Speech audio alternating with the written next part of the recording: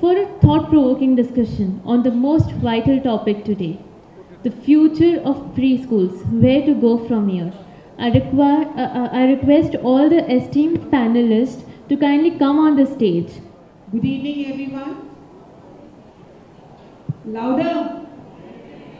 So we have amongst us the most eminent educationists of India, and some are from Maharashtra, Hyderabad. The fourth one is not there.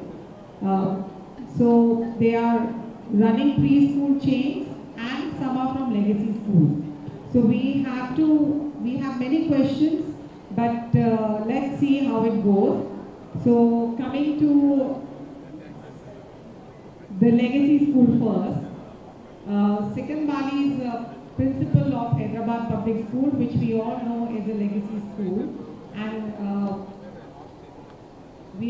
I've read a lot about him, that he was in Booth School, now he's heading this school. So my question to you is, since you are heading legacy schools, so what is the preschool future? Because having worked with a few legacy schools, I've seen that there is a particular kind of brand which you take in your schools for admissions. So what do you think, because with number of preschools chain coming up and preschools now, what I read was more than 5 lakh. So how do you decide that which child should be taken into a legacy school?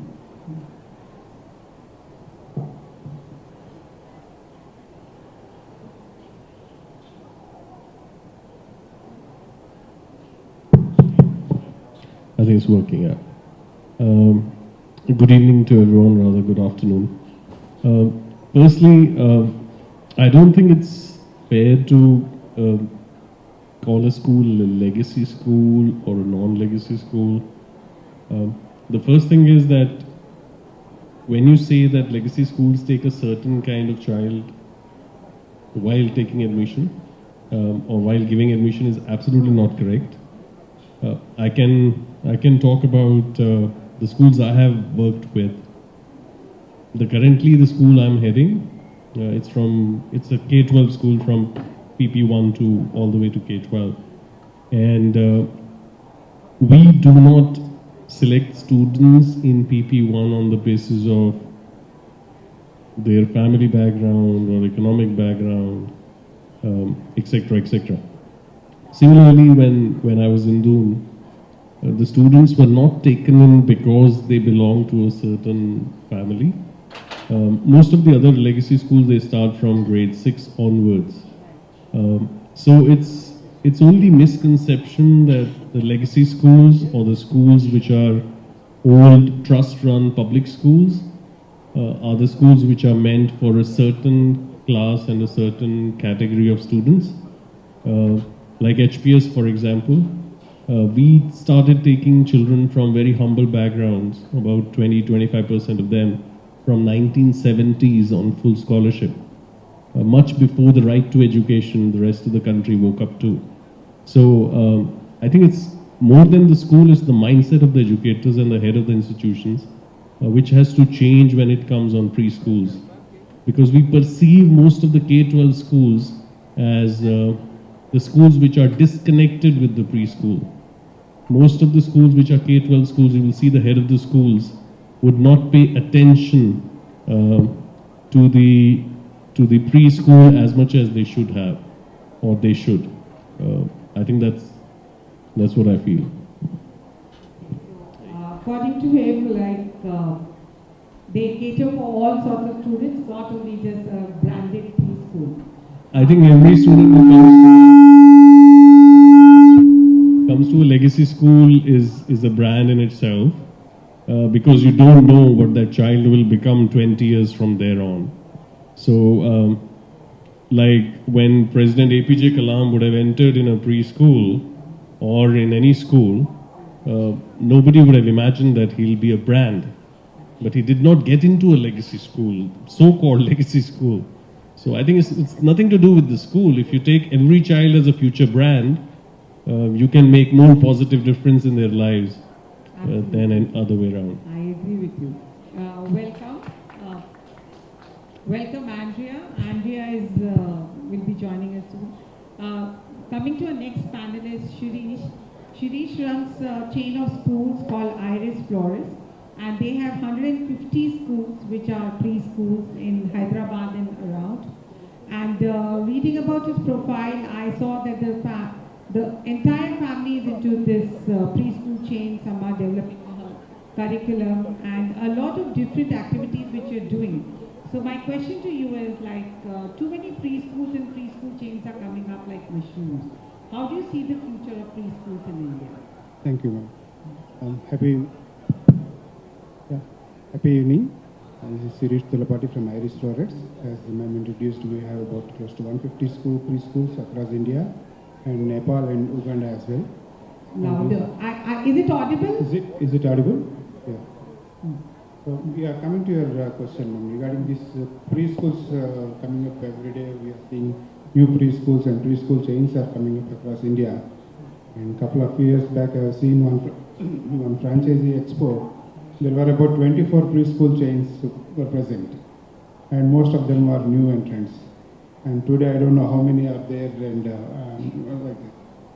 So many preschools are coming up, and one way, if you see, like there are too many preschool chains are available today, but still there is a huge scope for the preschool segment. If you see the statistics, India is the second most populous country in the world, and expected to be the most populous country by 2022. And the best part is 65% of the population are less than below 35 years old. And if you see the growth rate is of the preschool segment, it's about many organizations, research organizations have put up their growth rates from 19% to 30%, which is phenomenal growth. There is a huge scope for the preschool market in India as well. There is always a room for the quality players. We just need to be more focused and look for the betterment of the chain. That's all. So more focus and betterment for the chain, and there are preschools mushrooming everywhere, and he says room for every school is there.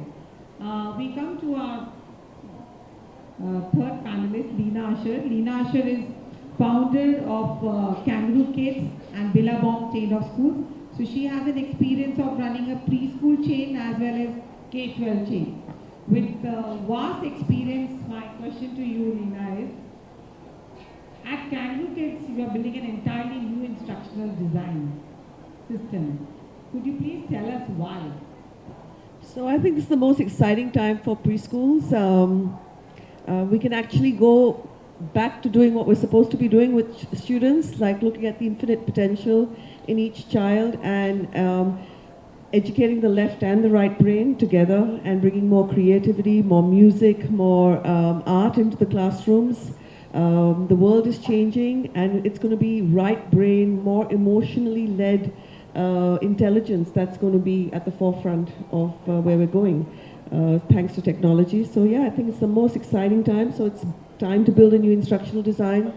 The habits of mind that are going to be highly valued going forward are different to what were once valued. One of the biggest habits of mind will be indistractability. How focused can a child be? And a focused child has absolutely infinite potential because access to learning is just completely open today. So it's just that, can he focus? Is he determined? Does he actually enjoy learning? Is he curious? And if those things are in place, it's all a way forward. So no longer does the teacher have to sit there and be the giver of any information. The new curriculum we're building is all do it yourself. They're just activity tables after activity tables, and teachers are just there as facilitators to help the kids should they get stuck. So continuing with that, like early morning when we were listening to such good speakers, and one of the statement which I noted which was very interesting, that we should have a spiritual curriculum in our system. So do you think that you are going to develop that spiritual curriculum? We already have a spiritual curriculum. We had happiness curriculum before Harvard spoke about it. And happiness curriculum, is unlike what parents feel it is. We don't know, from a neuroscience point of view, the factors that we actually release happier chemicals when we give than when we receive. We generate happier chemicals when we're thinking about abundance rather than scarcity. And scarcity and fear and all these negative states is what the media and the world would have us believe. So we've been building this into our framework for a very long time. That itself is spiritual in nature. We have a tagline that says spirituality over religion. So I do not equate religion with spirituality at all. But just being human is highly spiritual in itself. So you are developing a curriculum. Coming to you, ma'am, like you are running a music school which is doing so well, and I saw some of your videos. And recently, yesterday, there was one TED talk about Cortado's music which she's running. So how do you think that music curriculum will be helpful in preschool as future preschool? So what I see when I visit schools is that mostly music is seen as a kind of hobby subject. So whenever there's any test or any annual day coming up, music is always the first one to go. But when I just listen to ma'am talking about the left and the right brain, happy chemicals, all of these things, there's so extensive scientific research which clearly tells us that music makes so many neural connections. Only playing piano, like I'm a pianist, doing something different with your right hand than doing what you're doing with your left hand is already so advanced, especially for preschool kids. When we look at singing, for instance, it's a serotonin explosion in the brain. In my country, where I'm from, the Netherlands, whenever people are depressed and they go to the family doctor, first thing, of course, the family doctor is supposed to prescribe is antidepressants. But because music is now understood to be so beneficial, they're actually prescribing music. And when I look in preschools, all of these disabilities or syndromes, when it is autism, when it is, there's like I once gave a workshop for preschool kids, and there was one autistic child who never spoke. He started singing. I mean that's amazing results that you can only get when you think outside of the box. And for instance, I know that in Denmark, empathy is now there in the curriculum. Because what are we doing? We're destroying our planet. So we can be very smart, but if we don't know how to treat each other and how to treat our earth, I think that's very much what preschool should be about. And from my side, I think music is a very beneficial way of achieving that goal. Are you considering the preschools are coming to you for music at school, like they're coming? Yes, so of course. K-12. Yes. So what we do in Furtado School of Music is we have curriculums based on age groups. And for preschool, we have this software which is Music is Fun. What music is fun? I mean, you would just put it on the smart board and it goes by itself. It's music lessons, but they will learn about contrasts. What is pitch? What is low? What is high? What is right? What is left? What is slow? What is fast? How does it look when you're walking slowly? How does it look when you walk fastly? So all of these things that they have to learn anyway, we provide in a very fun and educational way. And so far the response has been very good because everybody enjoys it, both children and teachers. It will always be good because music is inclined in our veins in our system in India. So I think you have a bright future for music. If I could just extend on something that she's saying, which is very, very powerful.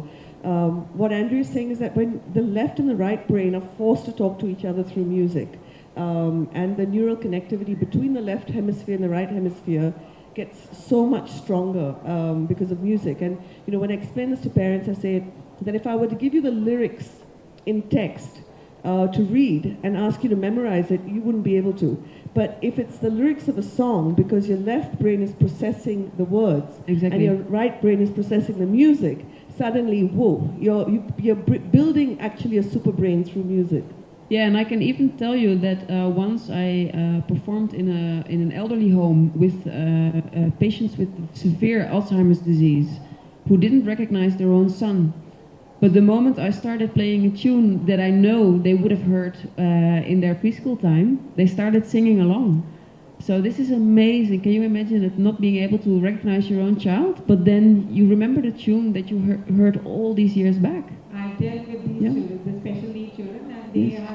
they are amazing with music. You can Yeah. teach them a lot. Yes. Thank you. Because now, like, we are talking about legacy schools, and you said that we do not consider children being taken from all backgrounds. What is the future of schools now, if we talk about like preschools? So, is it a budget school? Because we are talking a lot about budget schools nowadays.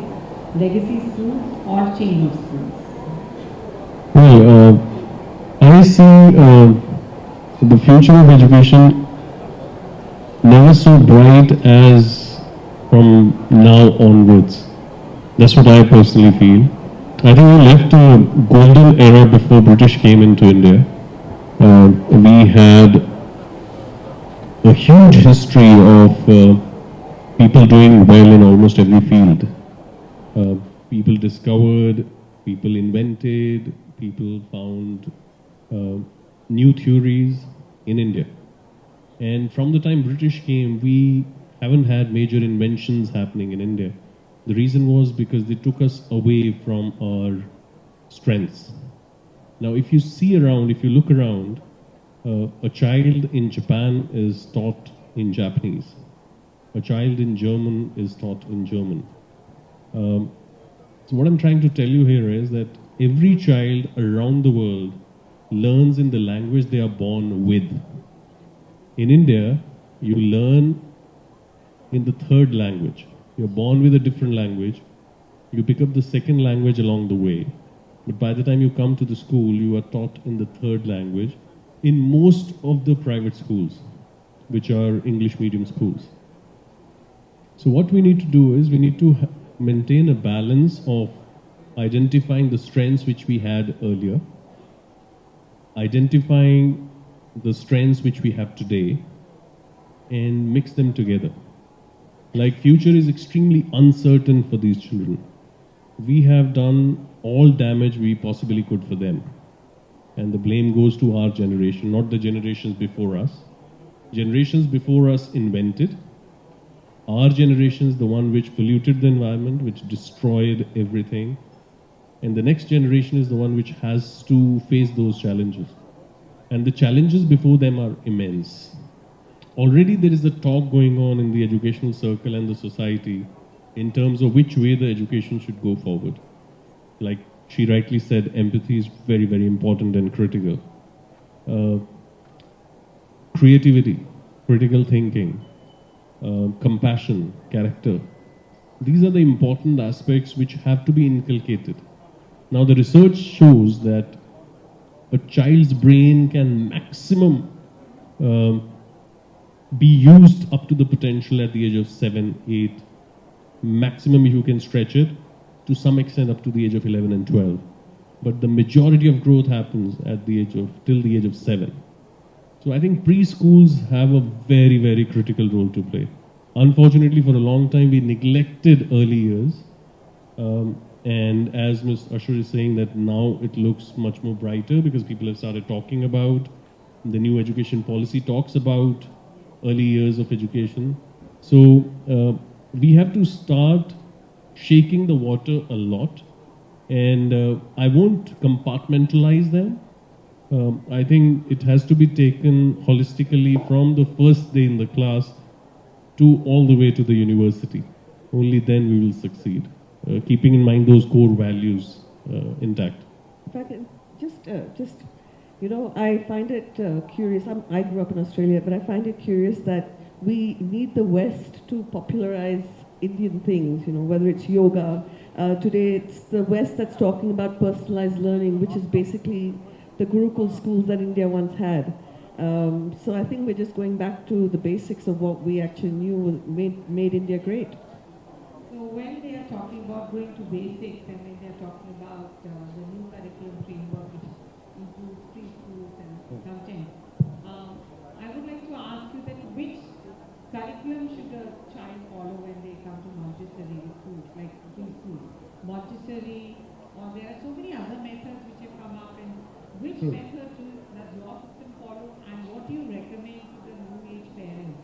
So when they come to as you rightly said today, there are many approaches and methodologies are there, like Montessori, Reggio, Waldorf, High Scope, Playway, Project Based. Many approaches and methodologies are there.